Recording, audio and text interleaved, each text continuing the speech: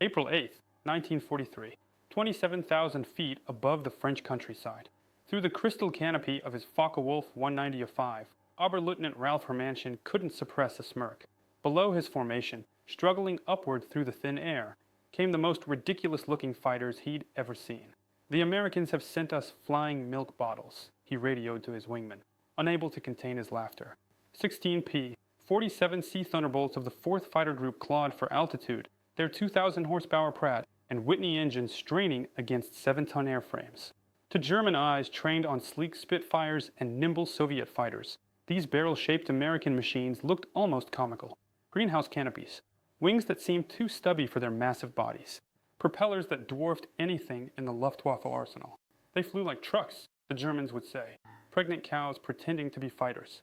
What Hermanchen didn't know, what none of those circling wolves could possibly imagine, was that they were watching the arrival of the weapon that would systematically destroy Luftwaffe fighter strength within 18 months. These flying milk bottles would transform from objects of mockery into instruments of absolute terror. Those 8 Browning machine guns would become the most feared sound in German skies. The mathematics of destruction were already locked into those broad wings. 3,400 rounds of ammunition, a combined firing rate of 6,000 rounds per minute. Enough concentrated firepower to saw a Messerschmitt in half in under 2 seconds. That April morning, 56 American pilots spread across the French sky. Many would become legends, future aces whose names would strike fear into Luftwaffe hearts. But on April 8th, 43, they were novices in an untested machine, facing the most combat-experienced fighter force on Earth. The Germans had been fighting continuously since 1939. Veterans of Poland, France, Britain, Russia. The Americans? 0 days of combat experience. This is the story of how industrial logic crushed tactical brilliance. How quantity and quality merged into overwhelming superiority. How German laughter turned to terror as they discovered what synchronized Browning machine guns could do to an aircraft at 400 yards. The Republic P-47 Thunderbolt emerged from a June 1940 panic. As German fighters swept across France, Alexander Kartveli, Republic Aviation's Georgian-born chief designer, received urgent specifications from the U.S. Army Air Forces. They wanted a high-altitude interceptor capable of matching the Luftwaffe's best. What Kartveli designed instead was a monster that redefined what was possible. It will be a dinosaur, Kartveli admitted to his design team, but it will be a dinosaur with good proportions. The X-P-47B prototype that first flew on May 6, 1941, shocked everyone. At 9,900 pounds empty, it weighed 65% more than its predecessor, the P-43 Lancer. The massive turbo-supercharger system, with complex ducting running through the rear fuselage, gave it an almost pregnant appearance. Test pilots approaching it invariably asked the same question: "This thing actually flies?" Not only did it fly, it flew like nothing else at altitude. The Pratt & Whitney are 2,800 double Wasp engine, an 18-cylinder radial producing 2,000 horsepower, could maintain full power at 27,000 feet, where German fighters gasped for air. The turbo supercharger, fed by exhaust gases, delivered sea-level performance in the stratosphere. Major Hubert Hub Zemke, commanding the 56th Fighter Group training at Bridgeport, Connecticut, initially despised the aircraft. His unit lost 18 pilots and 41 aircraft in training accidents between September 42 and January 43. The P-47 killed more Americans in training than Germans would in the first months of combat. It ground looped on landing, torque rolled on takeoff, dove with such enthusiasm that pilots discovered compressibility, their controls freezing as shock waves formed on the wings. But those who mastered it discovered something extraordinary. Lieutenant Robert Johnson, a farm boy from Oklahoma who would become one of America's top aces with 27 victories, described his first flight. It was like strapping yourself to a locomotive. The power was unbelievable. You didn't fly it, you aimed it. The first combat encounters in April and May 43 confirmed every German prejudice. The P-47s couldn't turn with the Focke-Wulf 190s, couldn't climb with the Messerschmitt 109s, couldn't match their nimble handling at medium altitudes. Luftwaffe pilots quickly developed tactics to exploit these weaknesses. Attack from below where the heavy Thunderbolt struggled. Force-turning fights where agility mattered more than firepower. Hauptmann Joseph Pips Priller, commanding officer of Jagerschwader 26, reported to headquarters after his first encounter. The new American fighter is meat for the slaughter. It flies like a truck, turns like a freight train, and climbs like a pregnant cow. Our boys are calling them Indians, fat targets pretending to be warriors. The statistics seem to confirm German confidence. In their first month, American fighter groups lost 14 Thunderbolts for only 3 confirmed German kills. The RAF, observing from their Spitfire squadrons, quietly suggested the Americans reconsider their choice. British pilots joked that the best evasive maneuver in a P-47 was to unstrap and run around the roomy cockpit. But something strange was happening in those early encounters. Something German intelligence failed to notice. The P-47s that were shot down had absorbed incredible punishment before falling. One aircraft returned from a May 4th mission with 21 cannon holes and over 100 machine gun strikes. Damage that would have disintegrated a Messerschmitt or Spitfire. The massive radial engine, lacking vulnerable coolant systems, shrugged off hits that would have stopped a liquid-cooled fighter cold. More significantly, when P-47s did get their guns on target, the results were catastrophic. The Thunderbolt's weapons battery created a convergence zone of destruction German pilots had never experienced. Unlike rifle-caliber weapons of early war fighters or cannons with limited ammunition, the American fighter could maintain sustained fire for over 30 seconds. An eternity in aerial combat. The event that began changing German perceptions occurred on June 26, 1943, over Lyon, France. It involved 2nd Lieutenant Robert S. Johnson of the 61st Fighter Squadron, an encounter that would become legendary on both sides. Johnson's formation of 8 P-47s was returning from escort duty when they were bounced by 16 Focke-Wulf 190s from 2nd Group, Jägerschwader 26, led by Hauptmann Wilhelm Ferdinand Galland, younger brother of the famous Adolf Galland.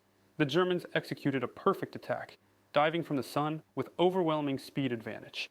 Johnson's Thunderbolt, flying at the rear of the formation, was caught in crossfire from multiple attackers, taking catastrophic damage in the first seconds of combat. 2 20mm cannon shells exploded across his aircraft. The canopy shattered. Hydraulic fluid sprayed into the cockpit. The engine cowling was torn away. Fire erupted behind the instrument panel. Johnson, wounded in the nose and leg by shrapnel, tried to bail out. The canopy was jammed. A 20mm shell had exploded in the canopy track, welding it shut. He was trapped in a dying aircraft at 27,000 feet. What happened next defied every assumption about combat damage tolerance.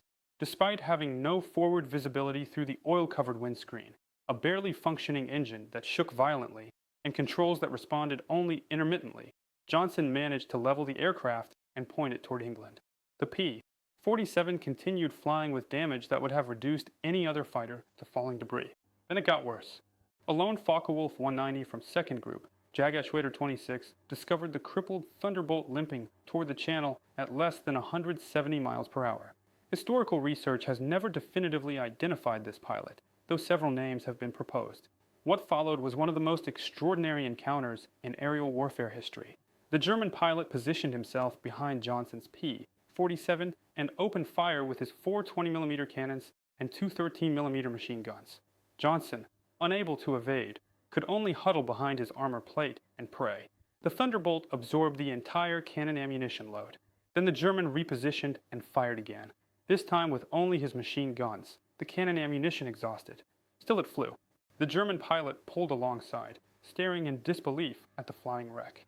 Johnson could see his face clearly. Young, blonde, his expression shifting from confidence to confusion to something approaching fear. The German repositioned and emptied his remaining machine gun ammunition into the Thunderbolt. Still it flew. He pulled alongside again, shook his head in apparent amazement, gave an informal salute, and peeled away, presumably out of ammunition. Johnson's P-47 landed at Manston with its engine failing on the runway. The crew chief stopped counting bullet holes after reaching 200. One cannon shell had exploded inches from Johnson's head. Another had detonated against the armor plate behind his seat. The engine had taken direct hits. The control cables were partially severed. 3 of the 4 main longerons, the structural backbone of the fuselage, were shot through. Yet the aircraft had brought him home. The survival of Johnson's aircraft sent shock waves through both air forces. American engineers studying the wreckage realized they had underestimated their own creation. German intelligence, receiving combat reports from 2nd Group, Jägerschwader 26, initially refused to believe it. No aircraft could absorb that much punishment. But testimony from multiple pilots confirmed the impossible. The Thunderbolt had taken everything the Luftwaffe's best fighter could deliver and survived. By July 1943, American pilots were learning to exploit the P-47's true strengths. Lieutenant Colonel Hubert Zemke, the 56th Fighter Group commander, had discovered the secret through brutal trial and error. Don't turn with them. Don't climb with them at low altitude. Use your weight. Use your power. Use your guns. The Thunderbolt's massive weight, initially seen as a disadvantage, became a weapon. In a dive, nothing could catch it. From 30,000 feet, a P-47 could reach 550 miles per hour, faster than any German fighter could achieve even in a vertical dive. This speed could be converted to altitude in a zoom climb that left pursuing fighters helplessly behind. Captain Walker Bud Mahurin, who would become one of the first American aces in Europe, developed what became known as the boom and zoom tactic, though pilots called it the Thunderbolt turkey shoot. Instead of engaging in traditional dogfights, P-47 formations would climb to 30,000 feet, higher than German fighters could effectively operate. When Luftwaffe fighters appeared below, the Thunderbolts would roll inverted and dive, reaching speeds that made deflection shooting impossible for defending Germans. At the bottom of these dives, the American heavy machine guns would speak. German pilots who survived described it as facing a wall of lead, the combined firepower creating an impenetrable zone of destruction. Aircraft caught in this convergence pattern didn't just fall, they disintegrated. The true revelation of American firepower came during the August 17, 43 dual raid on Schweinfurt and Regensburg, the deepest penetration into Germany attempted to that date. Major David Schilling, leading the 62nd Fighter Squadron, encountered a formation of Messerschmitt 110 destroyer aircraft positioning to attack B-17s with their heavy cannons and rocket armament. The twin-engine German fighters, heavily armed but less maneuverable, were the Luftwaffe's specialized bomber killers. Schilling's flight of 4 Thunderbolts rolled into their attack dive from 28,000 feet. Unteroffizier Heinrich Roth, a gunner in one of the Me-110s who survived, later recounted in a prisoner interrogation. The American fighters came down like hammers from heaven. I opened fire at 800 meters. Good hits. I saw them strike the fighter's wing. The P-47 didn't even wobble. Then he fired. The aircraft ahead of us simply came apart. Not shot down, destroyed. Wings separated from fuselage. Tail severed. The crew compartment shredded into metal confetti. In 2 seconds, a 110 became nothing. 8 Messerschmitt 110s were destroyed in less than a minute. The German pilots had never experienced such concentrated firepower. Each P-47 carried 425 rounds per gun, 3,400 rounds total, weighing nearly 900 pounds. At convergence distance, typically set at 300 yards, all 8 guns' ballistic paths intersected in a zone roughly 6 feet in diameter. Anything in that zone faced 100 projectiles per second, each traveling at 2,900 feet per second. The ammunition itself was a revelation of American industrial capacity. While German fighters struggled with limited cannon ammunition, typically 120 to 200 rounds for a 20mm weapon, American pilots could maintain fire for over half a minute. The standard combat load mixed armor-piercing incendiary tracer, and standard ball ammunition in patterns designed to both destroy and ignite. Lieutenant Colonel Francis Gabby Gabreski, who would become the top American ace in Europe with 28 victories, described the effect. When you hit them with all 8, they don't just go down, they explode. I saw a 109 literally cut in half, the tail falling one way, the nose and wings another. The pilot never knew what hit him. By September 43, the Luftwaffe was discovering another horrifying reality about the P-47. Its performance improved dramatically with altitude. While German fighters suffered above 25,000 feet, the turbo-supercharged double Wasp engine maintained its rated power output up to 30,000 feet. German fighters, relying on single-stage or two-stage mechanical superchargers, saw their performance degrade significantly in the thin air nearly 6 miles above Earth. Oberleutnant Hans Philipp, one of Germany's most successful aces with 206 victories, encountered this reality fatally on October 8, 43.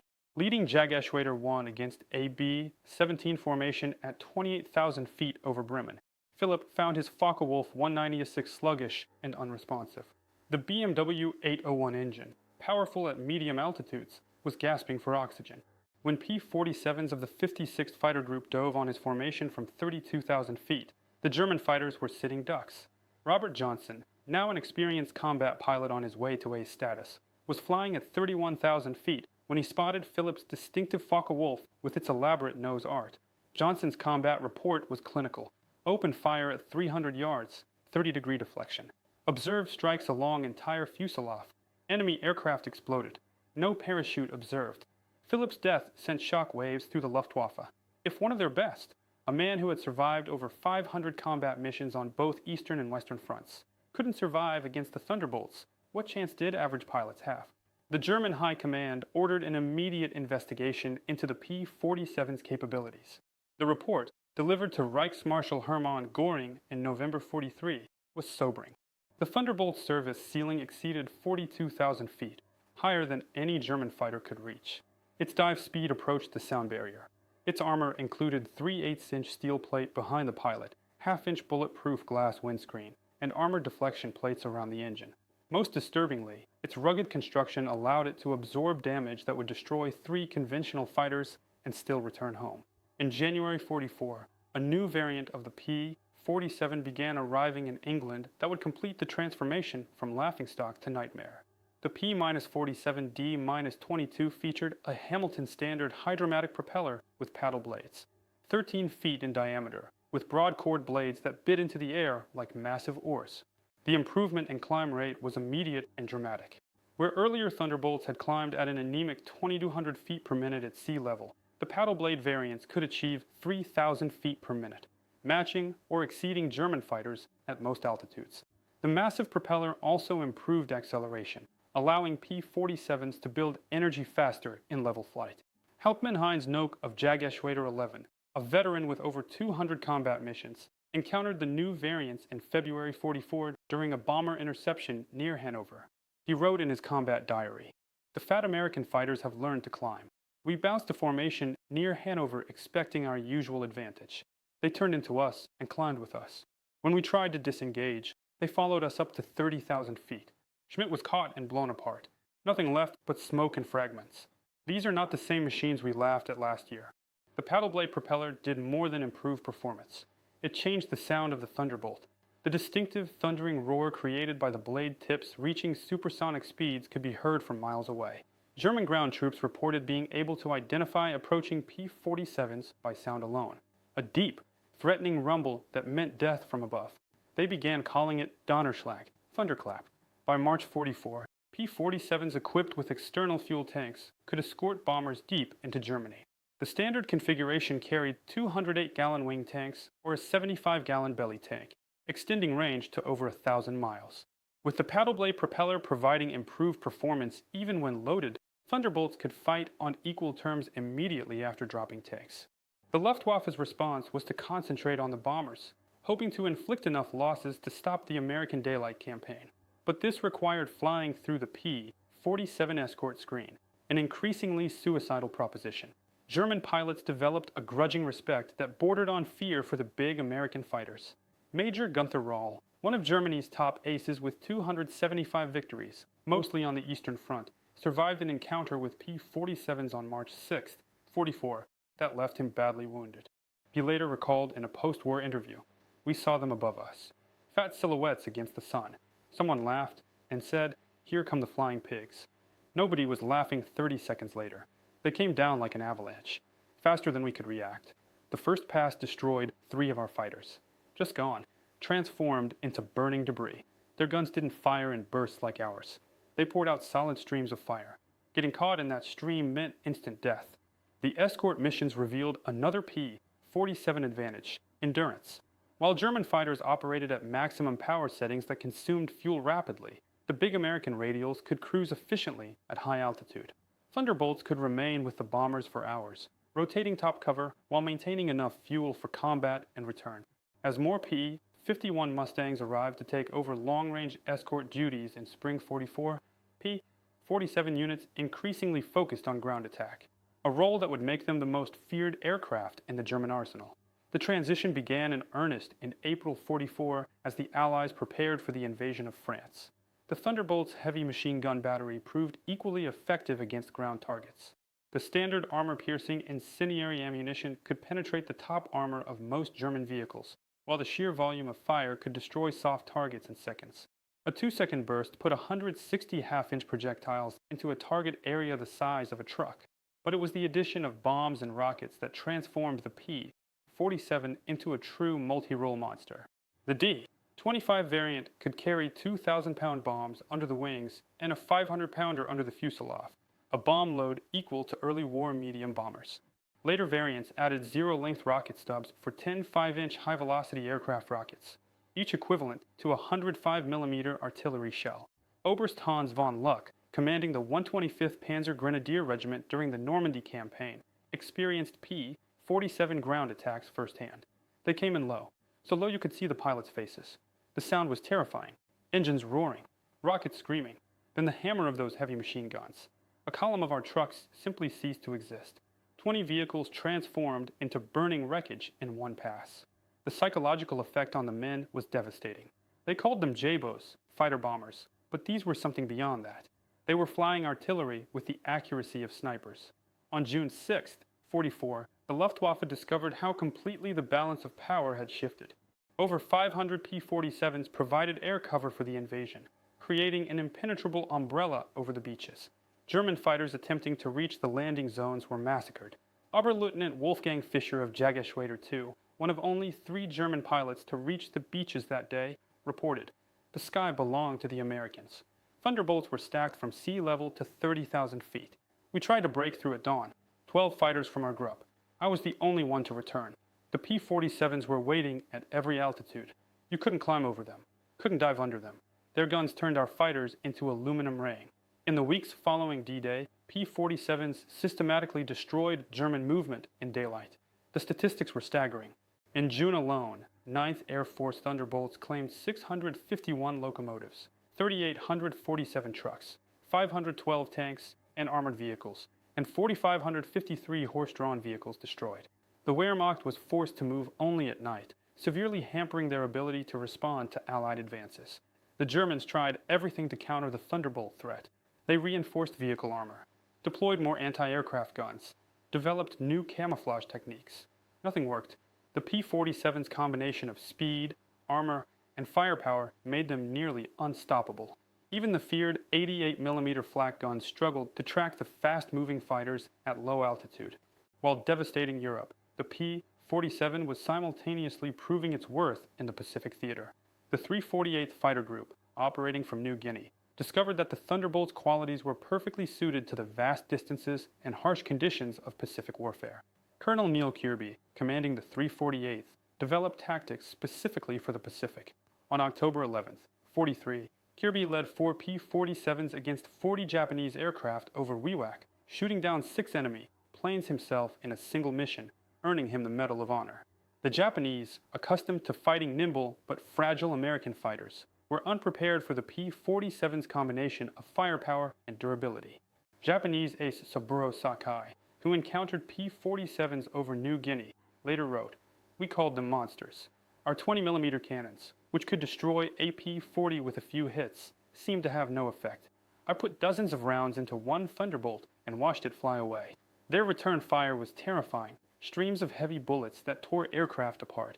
The P-47N, developed specifically for the Pacific, featured increased fuel capacity with wet wings holding 93 gallons each, extending range to 2,350 miles.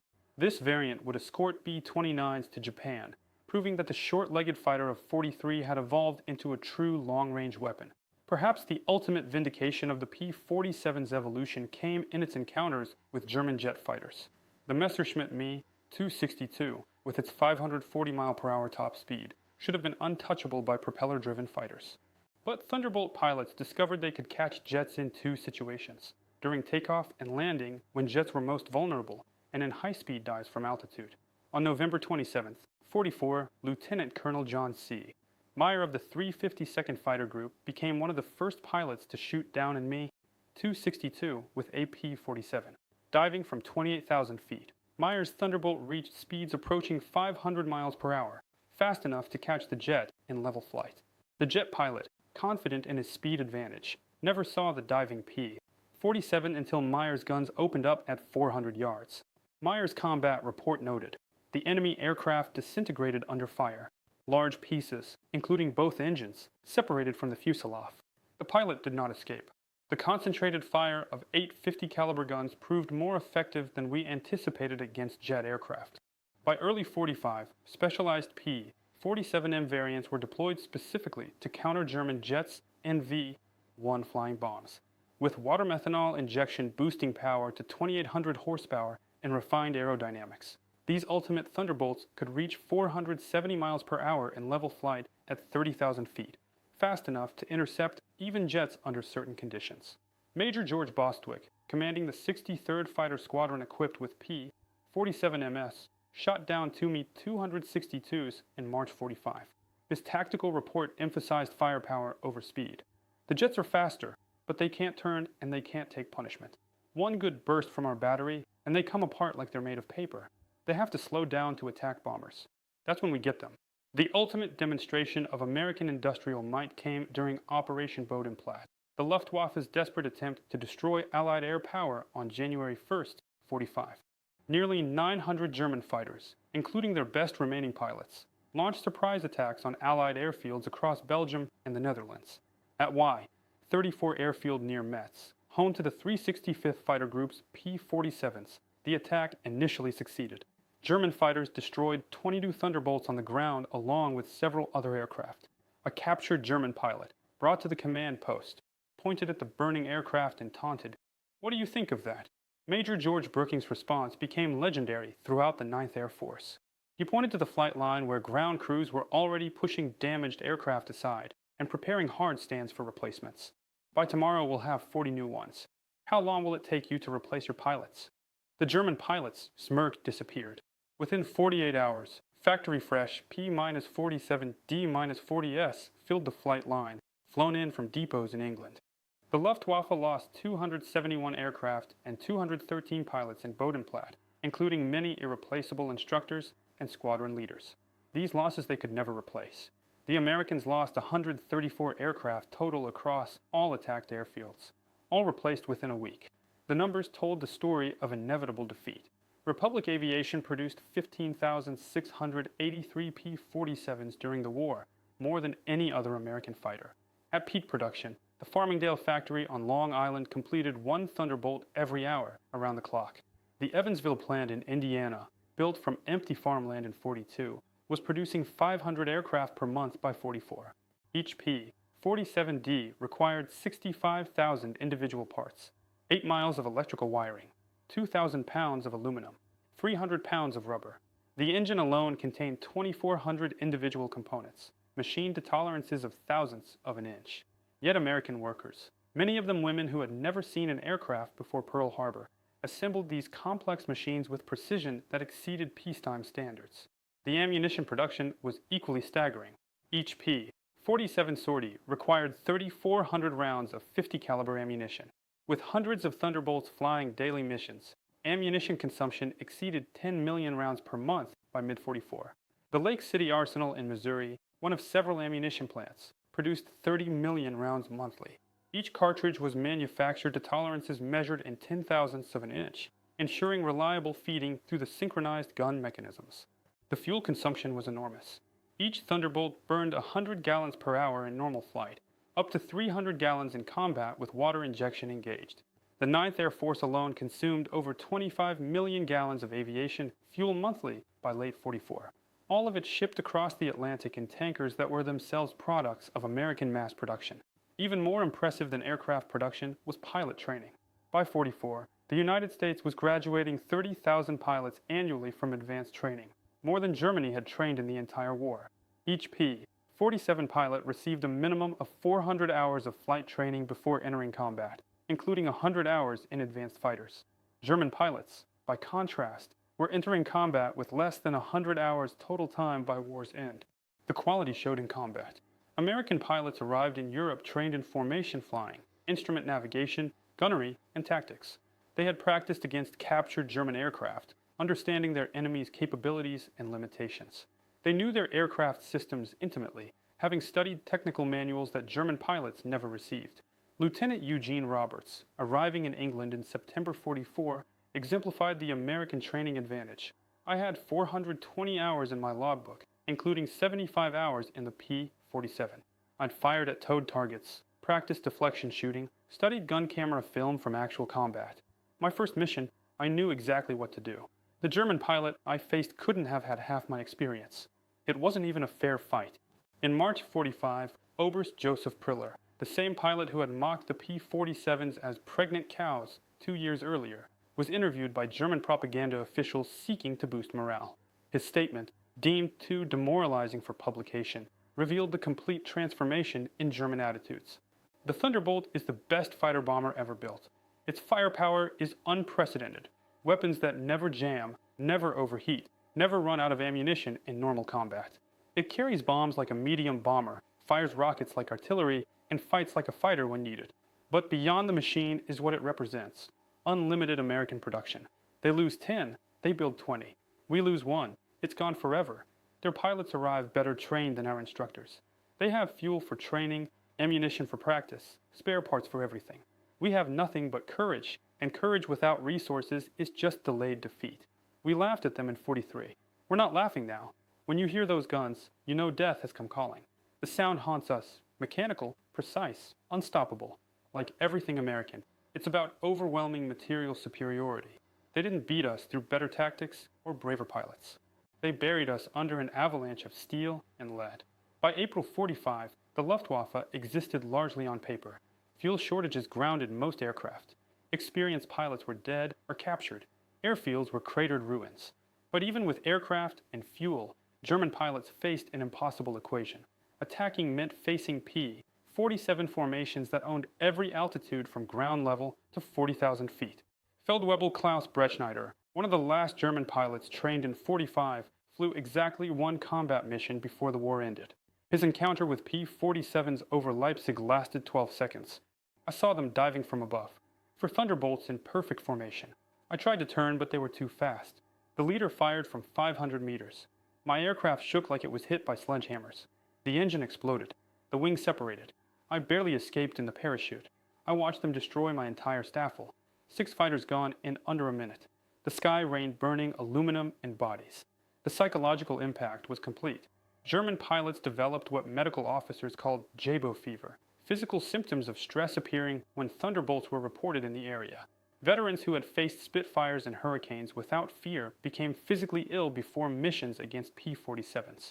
The distinctive thunder of approaching Thunderbolts caused panic among ground troops who knew that survival meant finding cover immediately.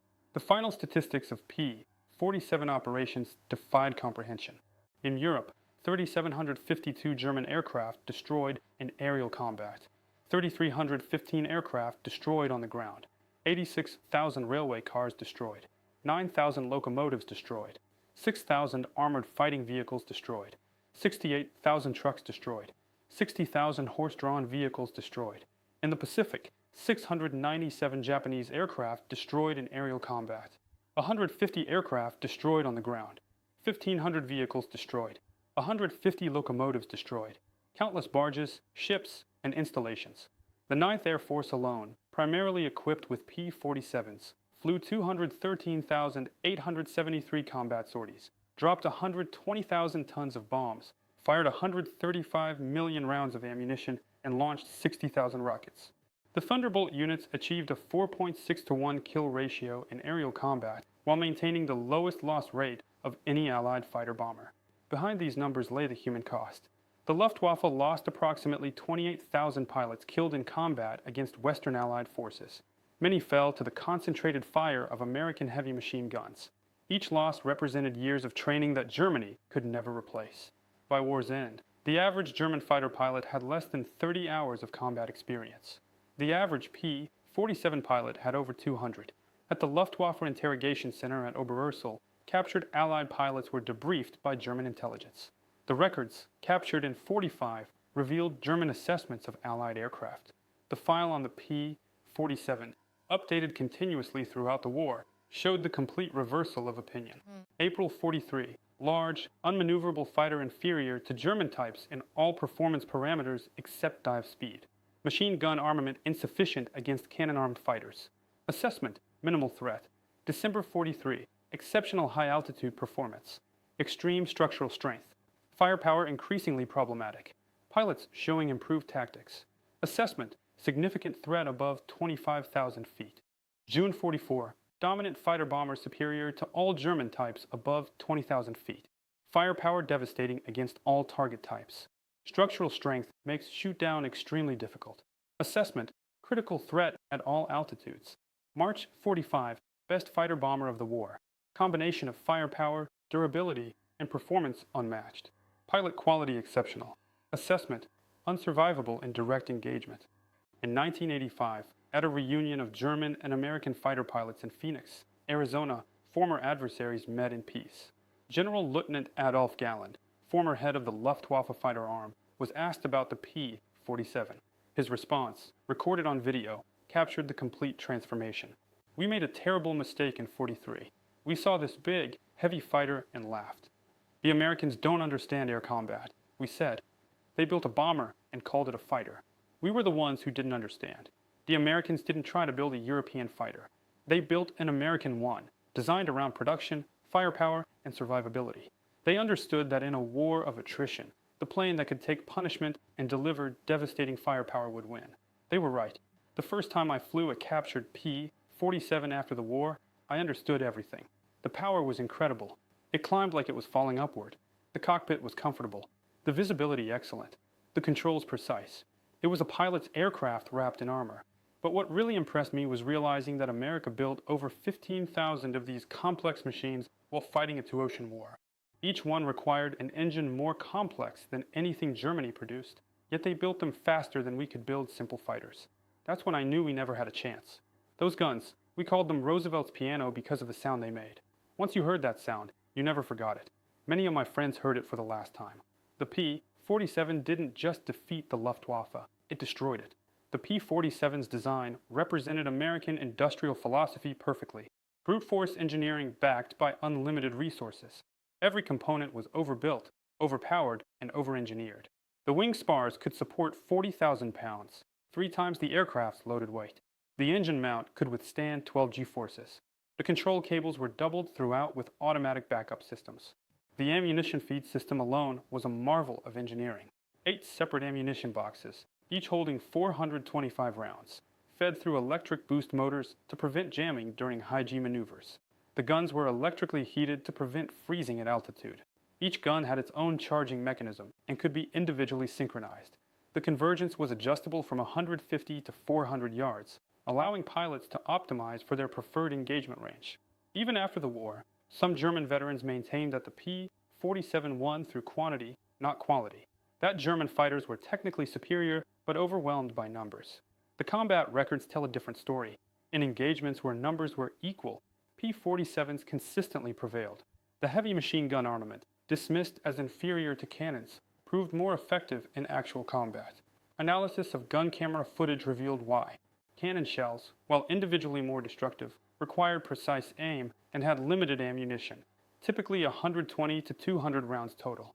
The P-47's weapons created a probability cloud of bullets that guaranteed hits even with imperfect aim.